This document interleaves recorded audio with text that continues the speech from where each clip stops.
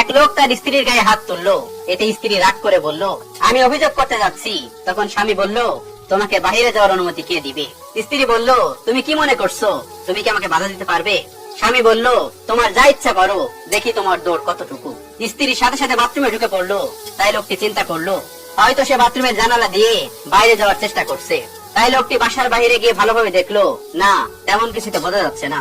একটু পরে লোকটি ঘরে এসে দেখলো স্ত্রী উজু করে বাথরুম থেকে বাইরে হয়েছে। লোকটিকে তার স্ত্রী উদ্দেশ্য করে বলল, আমি তার কাছেই অভিযোগ জানাবো যিনি আমাকে তোমার অধীনস্থ বানিয়েছে, যেখানে তোমার কোনো দেয়াল নেই, নেই কোনো দরজা যা দিয়ে তুমি আমাকে বাধা দিবে। তার দরজা তো বন্ধ করা যায় না। লোকটি আর কিছু বললো না, টেনশনে পড়ে গেল। স্ত্রী নামাজে দাঁড়িয়ে পড়লো। নামাজের মধ্যে সেজদা অনেক লম্বা করে দিল। সময় গড়িয়ে যাচ্ছে, কিন্তু সেজদা তো শেষ হয় না। অনেকক্ষণ পর নামাজ শেষ হলো।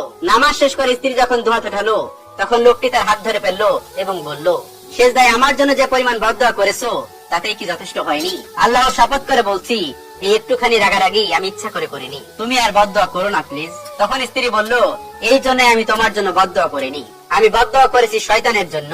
আমি কি এতই বলদ যে আমি আমার স্বামীর জন্য বদদোয়া করব, যাকে আমি অনেক ভালোবাসি? কথাটি শুনে লোকটির চোখে অশ্রু চলে আসে।